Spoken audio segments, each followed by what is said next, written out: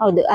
ಸರ್ಕಾರ ಕಾರ್ಮಿಕರಿಗೆ ಅಥವಾ ದುಡಿತಕ್ಕಂಥ ಜನರಿಗೆ ತಳ ಸಮುದಾಯದಲ್ಲಿರ್ತಂಥವರಿಗೆ ಗೃಹಲಕ್ಷ್ಮಿ ಮತ್ತೆ ಗೃಹಜ್ಯೋತಿ ಏನಿದೆ ಯೋಜನೆ ಅವನ್ನ ಕೊಡಬೇಕು ಅಂತ ಹೇಳುವಂಥದ್ದು ಸ್ವಾಗತಾರ್ಹ. ಇದ್ರ ಜೊತೆಗೆ ಇವಾಗ ಅದನ್ನ ಪರಿಷ್ಕರಣೆ ಮಾಡಿ ಈ ಸೌಲಭ್ಯಗಳನ್ನ ತಗೊಳ್ತಾ ಇರೋಂಥವ್ರನ್ನ ವಂಚಿತರನ್ನಾಗಿ ಮಾಡ್ತಾ ಇರುವಂತದ್ದು ಸರಿಯಾದ ನಡೆಯಲ್ಲ. ಇವಾಗ ಅರ್ಹ ಫಲಾನುಭವಿಗಳು ಏನಿದ್ದಾರೆ ಅವರಿಗೆ ಇವಾಗ ಸರ್ಕಾರ ಈ ಯೋಜನೆಗಳ ಫಲಾನುಭವಿಗಳಾಗಿ ಇದ್ದಾರೆ. ಸಡನ್ ಆಗಿ ಈ ರೀತಿ ಪರಿಷ್ಕರಣೆ ಮಾಡೋದ್ರಿಂದ ನೇರವಾಗಿ ಫಲಾನುಭವಿಗಳಿಗೆ ದುಡಿತಕ್ಕಂತ ಜನರಿಗೆ ಏನಾಗ್ತದೆ ಮೋಸ ಆಗುತ್ತೆ. ಹಾಗಾಗಿ ನಾವು ಅದನ್ನ ಸಂಪೂರ್ಣವಾಗಿ ವಿರೋಧ ಮಾಡ್ತೀವಿ. ಸಿಗೋಂತಹ ಏನಿದ್ದಾರೆ ಮಹಿಳೆಯರು ಅಥವಾ ಫಲಾನುಭವಿಗಳು ಅವರು ಈ ಯೋಜನೆಯನ್ನ ಸದ್ಬಳಕೆಯನ್ನೇ ಮಾಡ್ಕೊಳ್ತಾ ಇದ್ದಾರೆ. ಇವತ್ತು 2,000 ಅನ್ನುವಂಥದ್ದು ದೊಡ್ಡ ಅಮೌಂಟ್.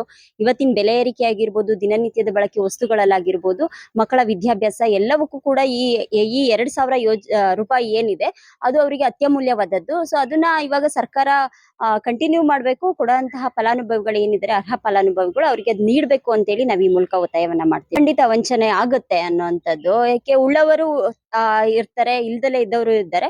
ಸೊ ಅದೇ ಇವಾಗ ತಗೊಳ್ತಾ ಇರೋಂಥವ್ರು ಬಡ ಕೂಲಿ ಕಾರ್ಮಿಕರೇ ಹೆಚ್ಚಾಗಿರೋದ್ರಿಂದ ಈ ಪರಿಷ್ಕರಣೆ ಮಾಡೋದ್ರಿಂದ ನೇರವಾಗಿ ಸರ್ಕಾರ ತನ್ನ ಲಾಭವನ್ನ ಬಳಸ್ಕೊಳ್ಳುತ್ತೆ, ಉಳಿಸ್ಕೊಳ್ಳೋದಿಕ್ ನೋಡ್ತಾ ಇದೆ ಅನ್ನೋಂಥದ್ದು ನಮ್ ಕಣ್ಮುಂದೆ ರಾಚ್ತಾ ಇರುವಂತಹ ಸತ್ಯ.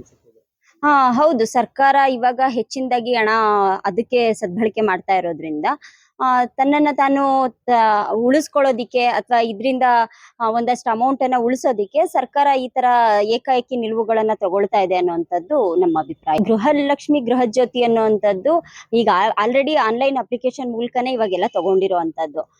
ಅಂದ್ರೆ ಇವರು ಇಷ್ಟು ದಿನ ನಮ್ಗೆ ಸೌಲಭ್ಯಗಳನ್ನ ಕೊಟ್ಟು ಈಗ ಏಕಾಏಕಿ ಪರಿಷ್ಕರಣೆ ಮಾಡ್ತಾರೆ ಅಂದ್ರೆ ಸರ್ಕಾರ ಇಷ್ಟು ದಿನ ಏನ್ ಮಾಡ್ತಾ ಇತ್ತು? ತಗೊಳ್ವಾಗ್ಲೇನೆ ನೇರವಾಗಿ ನೋಡಿ ಅರ್ಹ ಫಲಾನುಭವಿಗಳು ಯಾರಿದ್ದಾರೆ ಅವರಿಗೆ ಕೊಡ್ಬೋದಿತ್ತು. ಆ ರೀತಿ ಏನಾದ್ರು ಇದ್ದಿದ್ರೆ ಇಷ್ಟು ದಿನದ ಒಳಗಡೆನೆ ಮಾಡ್ಬೋದಿತ್ತು. ಇವಾಗ 2-3 ವರ್ಷ ರನ್ನಿಂಗ್ ಆಗಿದೆ. ಇವಾಗ ಸಡನ್ ಆಗಿ ಅದನ್ನ ನಿಲ್ಸಿ ಪರಿಷ್ಕರಣೆ ಮಾಡುವಂತ ನಡೆ ಸರಿಯಲ್ಲ ಅನ್ನುವಂಥದ್ದು.